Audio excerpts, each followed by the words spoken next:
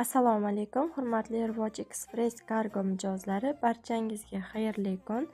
Bizda avtodan navbatdagi yangi partiya reyslari qabul qilindi. Hozirda saralash ishlarini boshladik. Saralash tugagach, barcha mijozlarimizga foto hisobotlarni kechga yaqin tashlab beramiz, azizlar. Rivoj Express kargo ishonchli va tezkor kargo. Ishonchingiz uchun rahmat.